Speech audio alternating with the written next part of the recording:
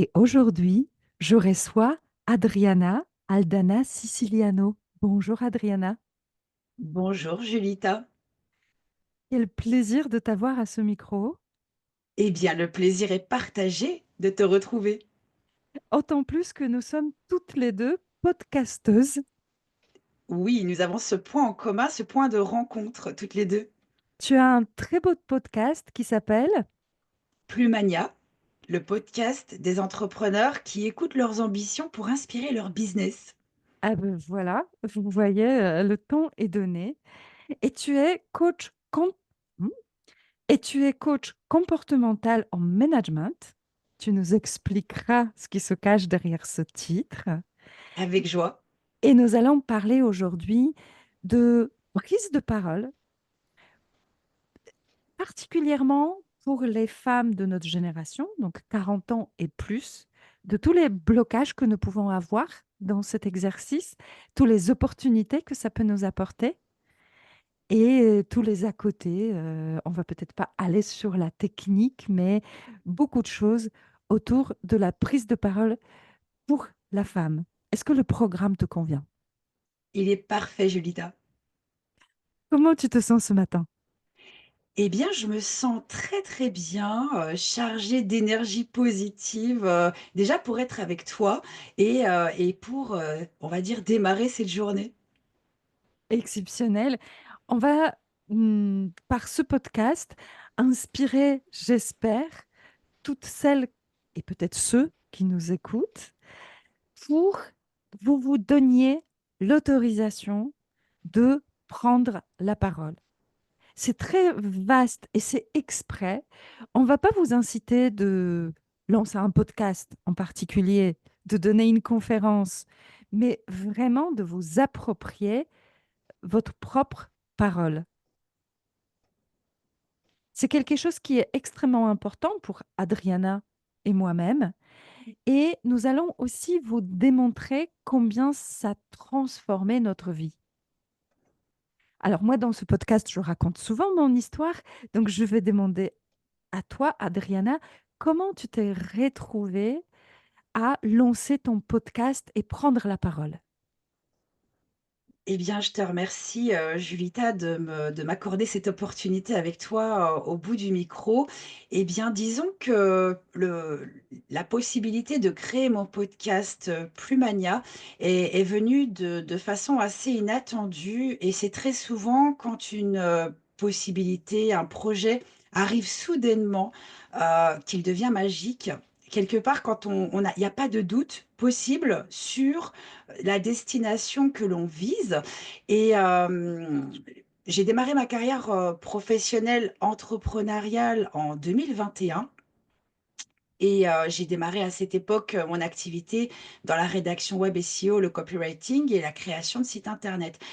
Parce que j'avais à cœur, de d'apporter ma créativité au service des entreprises à travers ma plume à l'époque, essentiellement et qui s'exprimait sur le clavier et disons que les échanges que j'ai pu, vivre avec, les entreprises que j'accompagnais m'ont donné envie, profondément de pouvoir partager leurs success stories, leurs expériences, qu'ils puissent aussi prendre la parole pour partager leurs conseils, leurs tips, pour les entrepreneurs qui n'osent peut-être pas se lancer ou qui n'osent peut-être pas aller plus loin dans l'aboutissement de leur projet. Peut-être croire que, c'est possible de rêver très, très grand pour aller très, très loin et j'ai créé Plumania, en autodidacte où je me suis intéressée au monde du podcasting, où j'ai cherché des informations, où j'ai été chercher finalement, de multiples, facettes possibles à mon projet,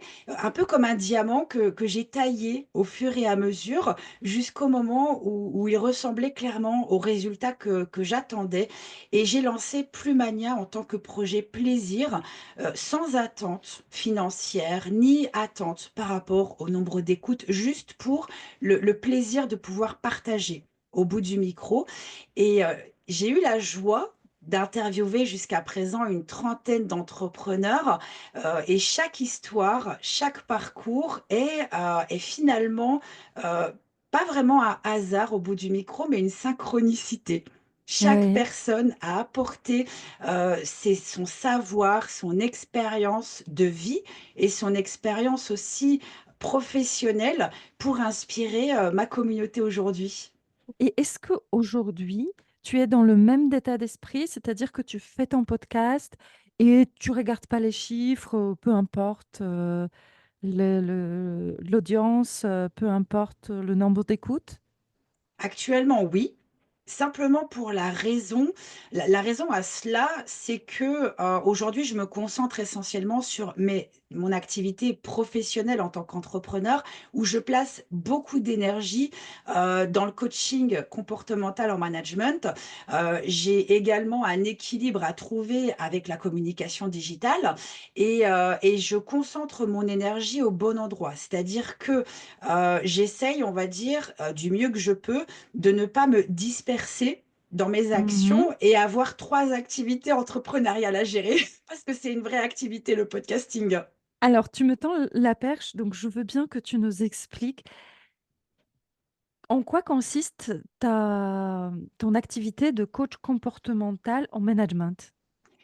Eh bien, mon activité, de coach comportemental en management, principalement, elle est axée sur l'accompagnement des managers, qui ne fatigués principalement, qui sont fatigués, par, des situations bloquantes, par des incompréhensions au sein de leurs équipes, par aussi une mécommunication qui peut s'installer, par des directives très souvent assez élevés, des exigences, pesantes pour beaucoup et qui ont besoin, de ralentir et de voir, de pouvoir entrevoir des solutions nouvelles pour sortir finalement d'une routine qui les pèse et qui pour Et dans beaucoup ces les cas-là, ton client, c'est la personne ou l'entreprise qui embauche le manager? eh bien les 2, les D'accord, 2. tu as les deux. Oui, parce que je m'aperçois, ce que j'observe aujourd'hui sur le marché professionnel des entreprises, c'est que les DRH, et les RH ont conscience, que leurs managers sont fatigués. Déjà par la pandémie, qui n'est pas si vieille que ça finalement, qui est assez récente et le lâcher prise aussi, c'est surtout aussi la perte de contrôle de ces managers qui, ont tendance à frôler le burn-out et pour éviter Ouais, justement le turnover, pour limiter aussi les arrêts maladie à répétition, les RH et les DRH, prennent conscience que leurs managers ont besoin d'aide ouais. extérieure pour pouvoir, aller de l'avant dans de meilleures conditions. Alors, pour revenir à un autre sujet, parce que là, je vois un pont très intéressant entre la prise de parole et ce type de coaching, c'est comment exprimer. Alors, soit, juste ses idées, comment communiquer avec son équipe. Ça peut être tout un savoir qu'on ne valorise pas assez. On imagine que tout le monde sait parler et que, tout le monde sait communiquer. C'est un art qui est très subtil et ça vaut le coup de se pencher dessus et peut-être se former là-dessus. Mais il y a aussi le l la capacité d'exprimer ses propres besoins pour ne pas tomber dans un épuisement ou dans un burn-out parce qu'on n'a pas su, l dire qu'on n'en peut plus ou que des choses ne nous vont plus. Eh bien, Julita, pour cela, hem, il y a pour moi 3 ingrédients essentiels qui sont, l'observation de soi, Qui observe qui? s'observer soi, comment Observation de soi. tout à fait, comment on se sent à l'intérieur de soi, observation des autres également, à travers la communication verbale, ce que l'on exprime, mais la communication également non verbale, ce que le corps exprime également. Oui, qui est parfois contradictoire. Et ce qu'on appelle effectivement l'incongruence entre le fait qu'une personne dise, par exemple, l'incongruence classique pour donner un exemple, c'est, une personne qui va dire «oui» avec la tête c'est une personne qui va dire «oui» et avec la tête qui va faire «non». C'est ce Ouais. qu'on appelle une incongruence, où elle alors ça ne veut pas dire qu'elle est en train de se contredire à 100. Ça veut dire qu'il y a une partie d'elle-même à l'intérieur qui est pas d'accord avec ce qu'elle est en train de dire, très C'est concrètement. presque inconscient, hein. Exactement, là, effectivement, c'est de l'ordre de l'inconscient.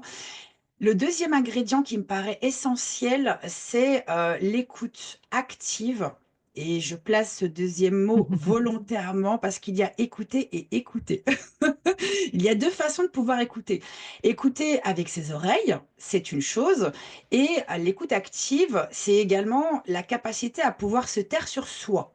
C'est-à-dire que savoir quelque part se mettre en retrait, par rapport à ce qu'on peut penser de la situation, notre perception, pour juste se dire: «OK, là, je vais vraiment écouter ce qu'elle me dit, sans chercher à interpréter, sans chercher à «rebondir» entre guillemets sur ce que, cette personne est en train de me partager».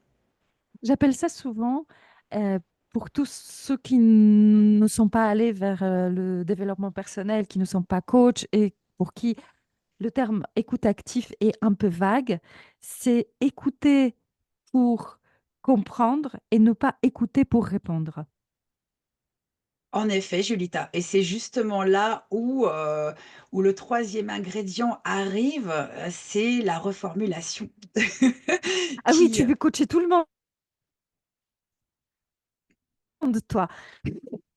ah, on va dire que je sème des graines, je sème des graines, la reformulation est importante, par rapport au fait que, très souvent on peut écouter un message, un discours, une demande aussi, quelqu'un qui exprime, une demande et au mot près, parfois on peut, partir dans une idée contraire, peut-être juste par manque de compréhension, si la personne n'a pas été suffisamment claire ou si finalement on a été interrompu, par, un mail ou un SMS. Donc rien que le fait de pouvoir demander à une personne: «Si j'ai bien compris», et reformuler, peut-être pas avec les mêmes mots, mais en tout cas partager l'idée, de ce que la personne vient de dire pour avoir la confirmation, du besoin, avoir la confirmation du message.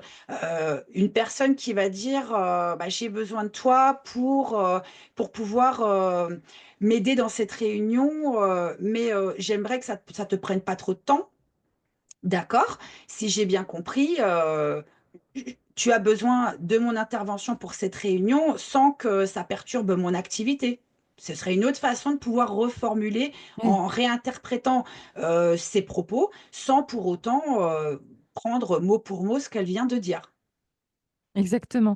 Donc ça, c'est les techniques très précieuses. Merci beaucoup de nous livrer les 3 ingrédients qui peuvent effectivement nous beaucoup aider à communiquer. Donc la première, c'était s'observer soi. La deuxième, c'était s'écouter. Et la troisième, s'écouter. S'écouter et écouter l'autre. Et la troisième, c'était réformuler une fois qu'on a compris une idée pour valider que notre compréhension est juste. Et parfois, la personne, en nous entendant réformuler son propos, se dit: «Ah mais non, finalement, c'est pas ça ce que je voulais dire». Et oui, effectivement, parce qu'une personne parfois prise dans son quotidien et après ça s'applique à tous les milieux de vie, ça peut être autant dans la vie pro que perso. À partir du moment où on cultive ce réflexe simplement de se dire: «Est-ce que j'ai bien compris ce qu'on m'a demandé ou est-ce que j'ai bien compris le message?» Eh bien ça éclaircit finalement pas mal de situations. Donc ce sont les techniques, comme je disais, très précieuses pour pouvoir communiquer. Mais pour moi, il y a une étape avant tout ça. C'est de s'autoriser, de prendre cette place où je communique avec aisance avec les autres. Que En je ne effet. suis pas dans le servitude, que je ne suis pas dans la posture de celle qui doit sauver tout le monde, qui doit accomplir toutes les tâches que les autres me demandent, que je ne suis pas celle qui doit déborder de boulot. En Et donc, effet. oser de dire non. Et savoir aussi ce à quoi on dit oui et ce à quoi on dit non.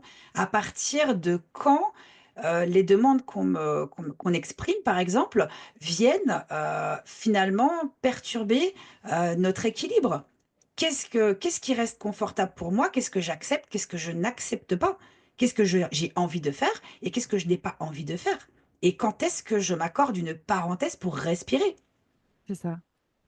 Comment tu travailles ce genre de croyance qu'on doit toujours dire oui pour être un bon employé finalement?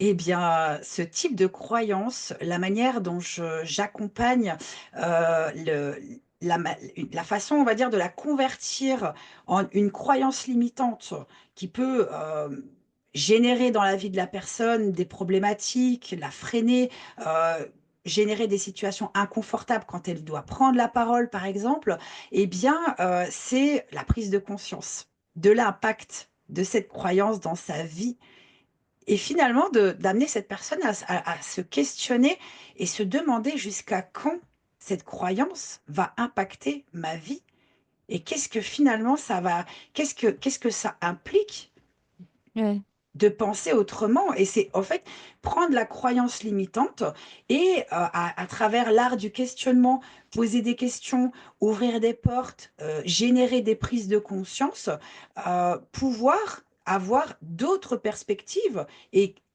créer une nouvelle croyance ressource plus porteuse. Et ça, c'est à travers ouais, des exercices de coaching où je viens vraiment accompagner la personne en partant de la croyance, déjà, c'est la détecter, parce que très ouais, souvent, on peut penser que, et quand on creuse, on entend le message derrière le message. Ça, c'est vraiment, c'est vraiment ce qui ressort de mes accompagnements, c'est entendre, en tant que coach, c'est d'entendre le message derrière le message. Ou ouais, consciemment, la personne va dire, ah bah, par exemple, une croyance très limitante, c'est celle, par exemple, de faire plaisir pour être aimé. Pour trouver ma bien place, sûr, je vais faire bien sûr. plaisir C'est le driver et oui, chez nous, les femmes de notre génération, c'est le driver qui est tellement, tellement fréquent. C'est ce message contraignant de l'enfance qu'on appelle en psychologie et que on a développé comme en quelque sorte le levier pour être aimé et accepté. Donc, tout un à des fait, drivers, c'est fais plaisir, parce qu'on était éduqués, donc mange tes brocolis, fais plaisir à maman, dis bonjour à mamie, fais plaisir, etc., etc. Toutes ces petites phrases qui tombaient dans le cœur fragile des petites filles et qui ont compris que pour être aimé, il faut faire plaisir. Et souvent, la vie est passée là-dessus, donc on a oublié ça, mais on est motivé par ce driver-là. Donc, au boulot, on va faire plaisir à tout le monde.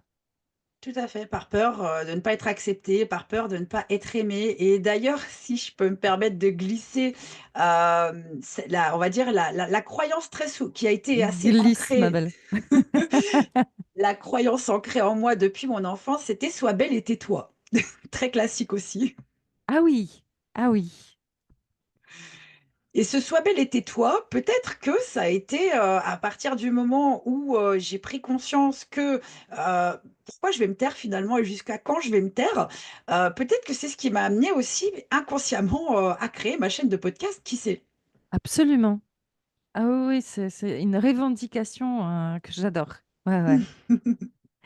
Et pour tous ceux qui se reconnaissent dans un emploi du temps débordé par les autres ou par la procrastination ou par autre chose, je vous invite à aller chercher une ressource que j'adore. C'est le livre de François Deslivré qui s'appelle La question du temps, qui nous parle des diablotins du temps.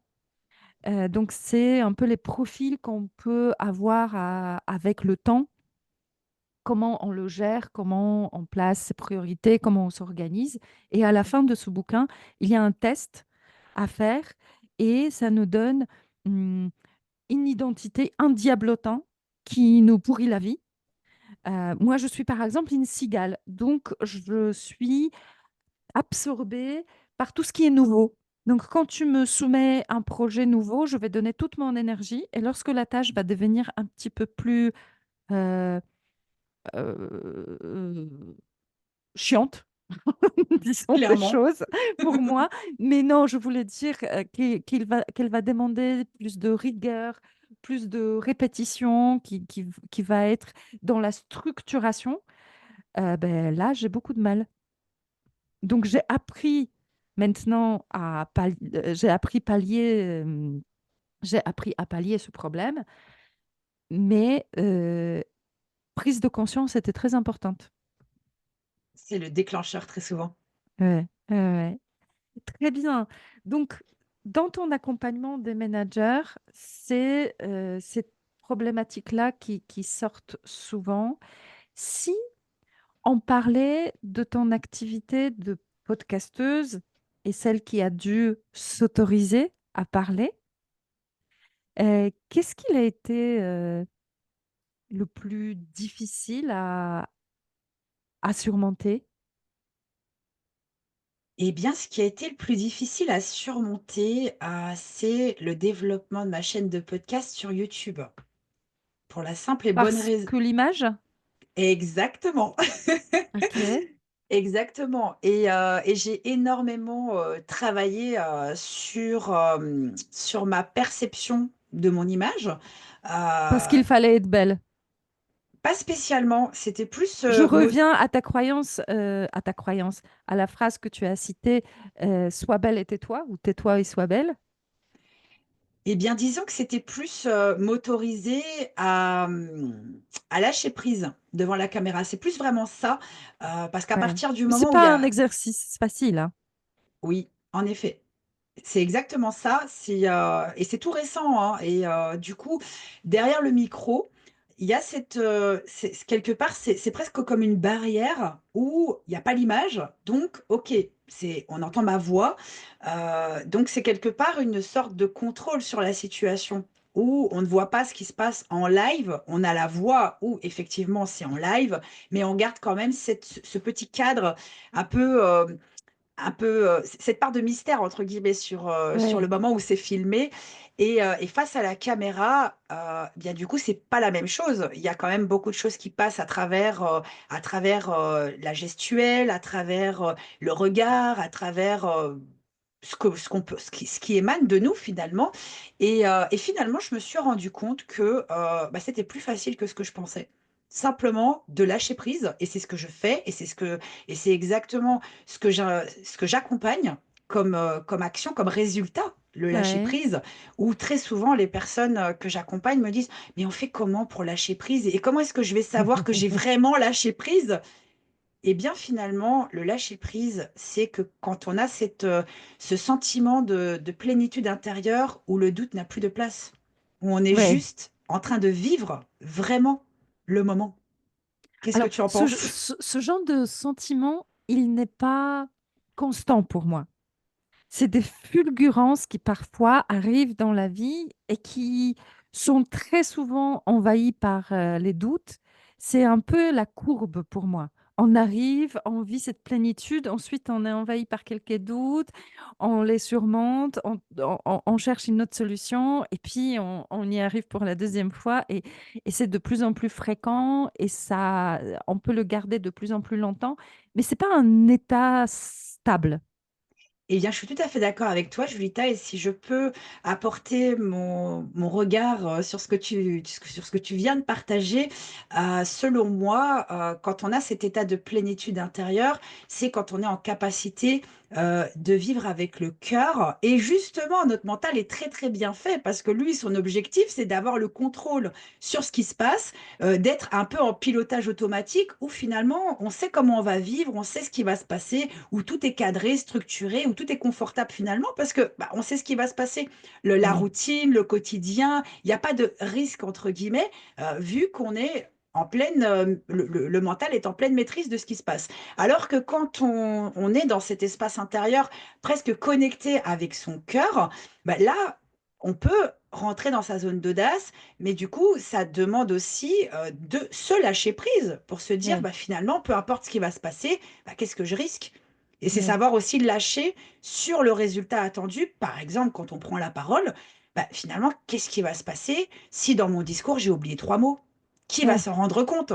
Et c'est c'est ça. ça, en fait, à partir du moment où on arrive à se dire: Finalement, peu importe le résultat, je vais donner le meilleur de moi-même et je vais faire du mieux que je peux». Rien que ça, déjà, ça permet à la personne de s'ouvrir déjà à elle-même et en même temps de s'ouvrir aux autres. Parce que je crois profondément que tout n'est qu'énergie et l'énergie positive capte l'attention, attire à soi, attire le regard des personnes positivement et ce qui émane de la personne, l'énergie qui émane de la personne est presque elle est attractive, presque comme un aimant. Qu'est-ce que tu en dis?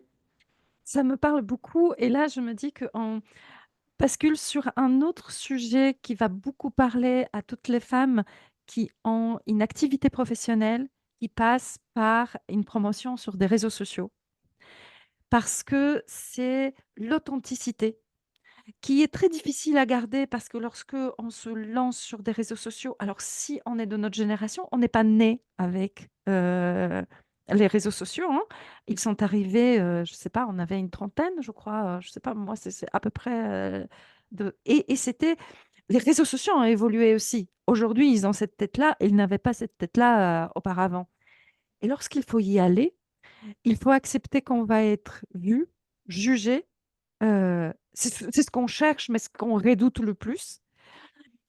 Assumer ses convictions. Moi, j'ai mis énormément de temps à assumer mes convictions. Alors, sans vous parler d'assumer mon accent, ma tête de fille de l'Est, et cetera, hein. J'envoie tous ceux qui nous écoutent en audio, sur, YouTube pour nous, regarder parce qu'aujourd'hui, avec Adriana, on lance nos images, peu importe notre coiffure. Vous allez Eh voir oui, aujourd'hui, elles sont magnifiques, en tout cas la mienne. tu es Pour la resplendissante. petite histoire, ça fait 3 jours que je n'ai pas l'eau chaude chez moi, donc je me débrouille. Heu, Bref, revenons à nos moutons.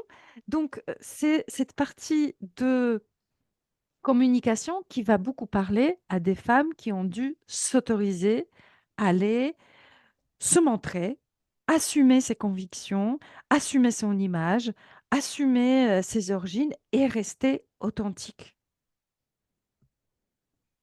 Eh bien, Julita, ce que tu partages est très inspirant et si je peux me permettre, peut-être d'ajouter, pour vous auditrices qui nous écoutez, très souvent la question qui peut, surgir, c'est comment on s'autorise? Eh bien, le changement commence par un premier pas. Rien que le petit pas ou se dire: «Je vais m'autoriser», ce premier petit pas est déjà, un passage à l'action et l'action prime sur l'intention. À partir du moment où on est dans l'action et on se dit finalement: «Peu importe, ce qui va se passer, ce que ça va donner», être en action, c'est déjà, se donner, toutes les possibilités, en tout cas toutes les chances de réussir à atteindre ses objectifs, à se sentir mieux dans ses prises de parole et c'est vraiment la répétition qui va créer ces nouvelles habitudes, plus positives, plus bénéfiques et ces prises de parole plus confortables. Ouais et comme tu dis, la prise de parole, elle peut avoir les différentes formes. Nous avons choisi le podcast.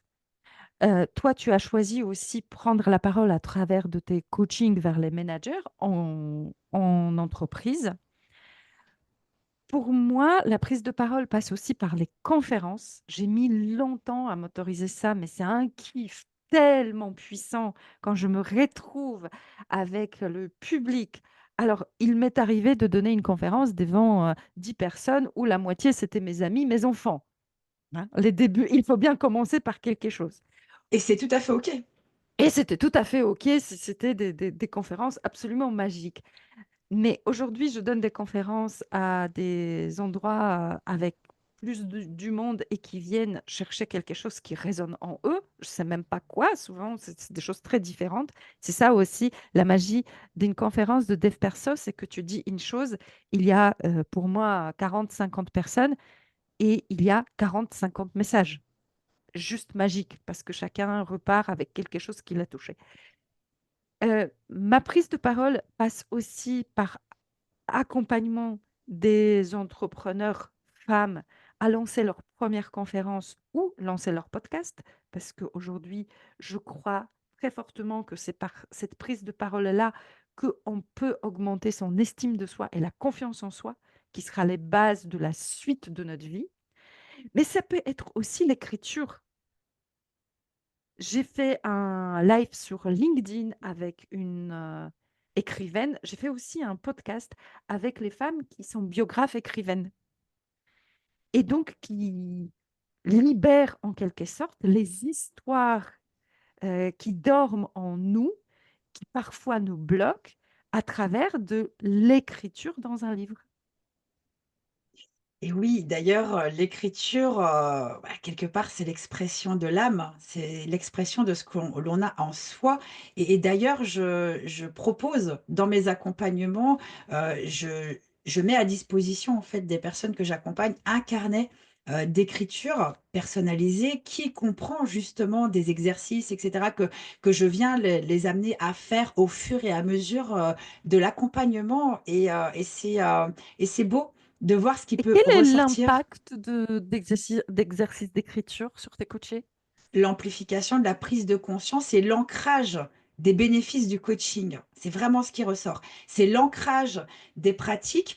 D'ailleurs, j'ai un exercice en particulier qui s'appelle l'exercice des schémas inconscients. Et c'est un exercice, en fait, qui vient, par exemple, imaginons dans une situation, la personne est en réaction, en colère, triste, énervée. Et donc, moi, j'ai cet exercice où la personne va aller poser par écrit ce qui a généré cette réaction ou ce qui génère cette réaction. En gros, pourquoi elle est en réaction à ce moment-là et je viens l'amener à inverser sa perception de la situation pour qu'elle prenne conscience que finalement, la personne qui l'a fait réagir, qui l'a mise en colère, bah, c'est juste une messagère en fait. Et que ça lui renvoie, et c'est ce qu'on appelle les neurones miroirs, ça lui renvoie finalement le reflet de ce qui bloque en elle. Ouais. Et est-ce que l'exercice, qu'il soit à l'oral ou à l'écrit, apporte la même chose ou Non, pour toi c'est différent? pas d alors à l'oral, ça n'a presque pas d'impact. C'est vraiment le fait de le réécrire, à le réécrire et lentement et de le relire aussi Écrire à plusieurs la fois main, hein? à la main. Très important parce que sur le clavier, ça a pas le même impact. C'est vraiment là, avoir le stylo dans ses mains, poser en fait chaque mot, inverser après cette phrase et la relire pour juste à un moment donné, poum, arriver à se dire: «Waouh, c'est ça, c'est à cause de ça que je réagis» et des fois, les personnes, c'est des événements qu'elles ont vécus à l'école. Beaucoup de personnes, par exemple, qui ont été harcelées, ou qui avaient un professeur, tyrannique, et ça, en fait, elles le retrouvent dans leur management aujourd'hui. Incroyable. C'est puissant. Et est-ce que tu invites les gens à écrire avec des stylos-plumes?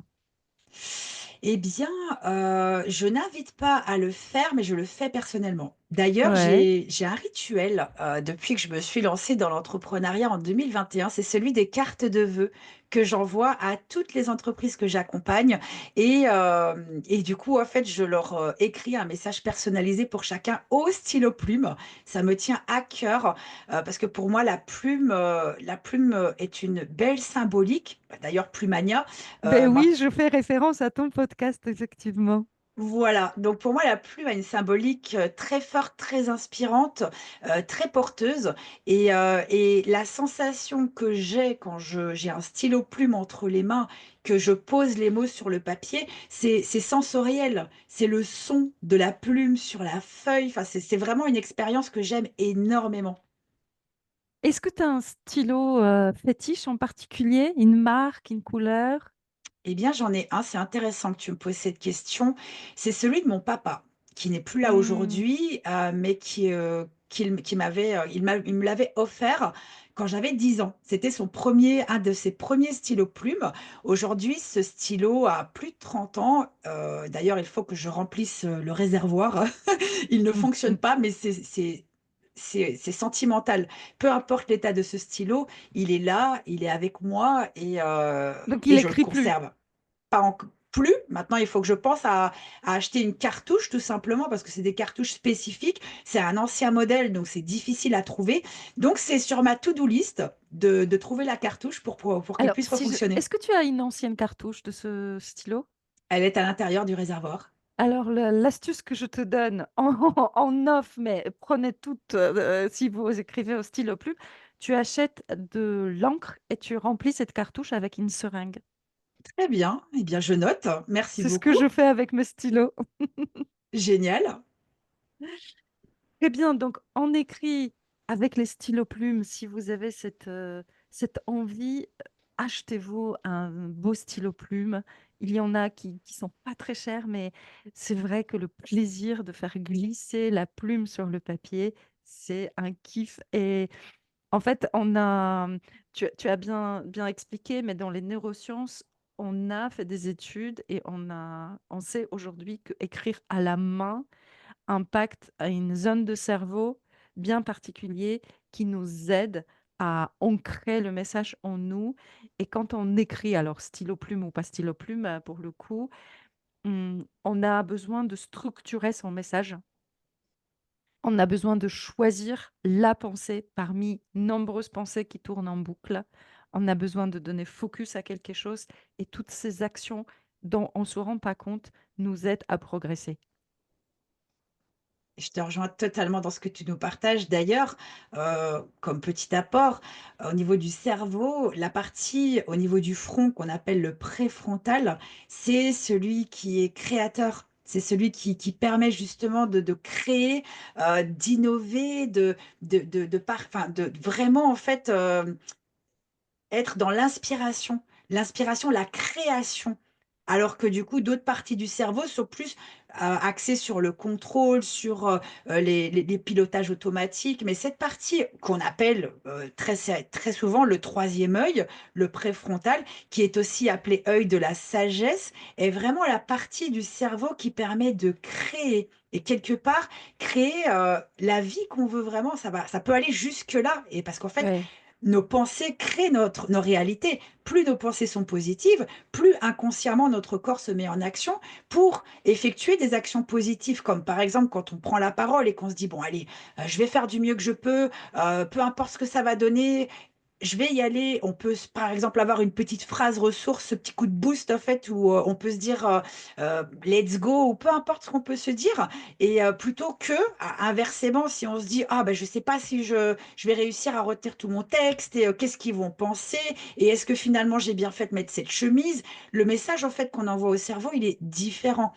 Alors que justement, quand les pensées sont très, très positives, c'est le préfrontal, au fait, qui prime, où tout peut «s'ouvrir» entre guillemets plus facilement, dans vos vies. Le message que tu nous partages est magnifique.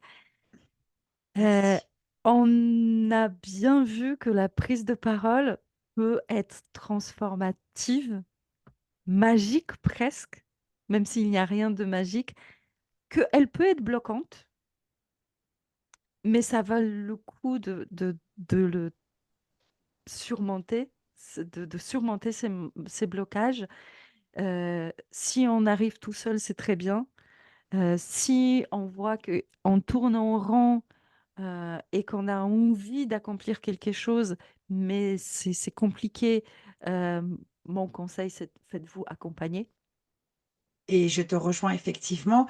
Ce premier pas à faire pour pouvoir prendre la parole avec confiance et assurance, quand on le fait avec quelqu'un à ses côtés, il est très souvent plus facile à faire, plus confortable.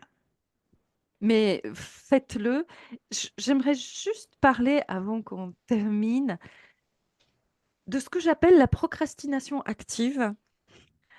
C'est-à-dire que j'ai envie, alors on le voit très, très bien sur le podcast. Si jamais vous avez envie de faire votre podcast, vous allez vous dire: «Là, je peux pas parce que j'ai pas le bon micro, j'ai pas les bons casques, je n'ai pas le bon logiciel, j'ai besoin de» après il y a: «J'ai pas la chemise bleue dans laquelle je veux tourner, je n'ai pas» et en fait, on va essayer de faire des choses annexes qui apportent très peu de choses pour ne pas passer à l'action. Tout à fait, Donc quand vous Julita. commencez à acheter 3e chemisier, 2e casque et tester le 4e micro, dites-vous que vous êtes dans la procrastination active, mesdames, et que là, il faut enregistrer. Il faut s'asseoir et y aller. Tout à fait, Julita, sachant que dans la procrastination active, il peut y avoir, 3 pièges très souvent où il est très facile de basculer. C'est, le piège des excuses, le piège du temps qui passe et le piège aussi de la fuite. Se dire, Ouais, je vais prendre la fuite, on verra bien, c'est pas pour maintenant, on verra plus tard. Le temps qui passe, bon, bah, je vais le faire demain, je vais le faire après-demain. Et finalement, on réfléchit, on se dit, waouh, il y a 3 mois qui sont passés. Et le piège des excuses, c'est finalement oui, mais, c'est le oui, mais, plutôt c'est que ça. oui et. Le oui et, entre le oui, mais, on en revient à la perception de la situation. Et c'est là où c'est intéressant de s'écouter aussi au niveau Ouais, de ce qu'on partage, des mots qu'on utilise, des messages qu'on passe pour la prise de parole. Et très souvent, ce que je préconise, c'est l'enregistrement. Prenez ouais, votre téléphone, enregistrez-vous et réécoutez et visionnez simplement votre façon de communiquer avec bienveillance. L'idée de la c'est vidéo, souvent un exercice qui est très compliqué. Moi, je finalement, oui, comprends les gens qui ne veulent pas le faire tout seuls. Alors là, encore une fois, je dirais faites-vous accompagner parce qu'il y a oui, des techniques pour que votre voix passe mieux au micro. Il y a des techniques pour se présenter mieux à la caméra si jamais vous avez cette attention-là. Il y a aussi la construction de ce que vous dites, parce que souvent les et viennent du fait que vous ne savez pas quoi dire et que vous pensiez d'y aller parce que vous avez plein de choses à dire et quand vous parlez avec des copines, ça sort tout seul et devant un micro, ça sort pas si facilement que ça au début. Donc il y a des techniques, apprenez-le, faites-vous accompagner pour y aller et pour vous émanciper. tout à fait, Julita, sachant que tout ce que tu viens de nous partager, ça permet, de prendre énormément de plaisir à le faire et le plaisir, c'est magique quand on prend la parole, peu importe sous quelle forme. Bien sûr, bien sûr. Adriana, quelle est ton actualité? Comment on peut travailler avec toi? Comment tu peux devenir coach de qui? Dans quelles conditions? Si quelqu'un se dit, mais cette nana-là, il faut que j'aille. Eh bien, principalement, je partage mes actualités sur mon site internet. Je propose également un rendez-vous découverte pour qu'on puisse, prendre le temps pendant 30 minutes, de simplement, faire le point sur la situation de la personne qui souhaite échanger avec moi et de voir comment est-ce qu'on peut, avancer ensemble. Quel est le type d'accompagnement que je peux lui proposer? Donc j'accompagne principalement les managers en entreprise, j'accompagne également les particuliers. Donc j'ai créé des programmes d'accompagnement et j'ai aussi, un programme pour entrepreneurs qui s'appelle, par exemple, Dynamique positive entreprise, où l'idée, c'est vraiment d'aller travailler sur l'identité de l'entrepreneur qui sort du salariat, qui découvre sa nouvelle vie Donc, qui te entrepreneuriale. lance. Exactement. Ou parfois aussi qui a déjà fait plein de pas, qui a déjà une activité lancée depuis 1 an, 2 ans, mais qui stagne et qui, Qui et qui tourne se... en rond. Effectivement, et le but, c'est de comprendre les raisons pour lesquelles la personne tourne en rond et simplement qu'elle puisse avoir une direction à suivre plus positive et bénéfique pour elle déjà, et ensuite pour son activité. Ok, donc je vais mettre le lien dans la description de ce podcast de ton site internet où on peut tout trouver. Tu publies aussi sur LinkedIn. Oui, je suis très active sur LinkedIn, c'est le réseau social dans lequel je suis la plus active actuellement. Donc, on peut te retrouver avec ton nom sur LinkedIn. Et tu as donc le podcast dont je mettrai le lien également pour aller écouter le podcast d'Adriana chez elle. Je t'en remercie. Est-ce que tu aurais un mot de la fin? Bien sûr, j'ai une citation, on va dire que j'ai une croyance qui me porte depuis que je me suis lancée dans l'entrepreneuriat, c'est que les seules limites sont celles que l'on s'impose, et cette phrase a changé ma vie. À partir du moment où je me suis approprié cette phrase, tout s'est éclairé. Ou dans une situation où j'ai pu douter, j'ai pu me questionner, j'ai pu être bloquée, j'avais cette phrase en fait en moi qui était ancrée: «Les seules limites sont celles que je m'impose», et ça m'a apporté de la lumière finalement pour mes prises de Ouais. décision et ça a éclairé, mon chemin. Très puissant. très, très puissant. Si vous vous levez le matin avec cette question, mais tous les jours, se lever et se poser la question: «Quelles limites je me suis imposées aujourd'hui et qu'est-ce que ça m'apporterait d'aller les repousser?» Ça peut changer votre vie. Oui. Donc merci pour ce magnifique message, pour cet échange, pour ta présence, ton sourire, ta générosité et puis je te dis bonne chance pour tout ce que tu entreprends, longue vie à ton podcast et des magnifiques accompagnements avec tous ceux qui connectent avec toi. Merci beaucoup Julita, c'est tout ce que je te souhaite également. Merci à toi.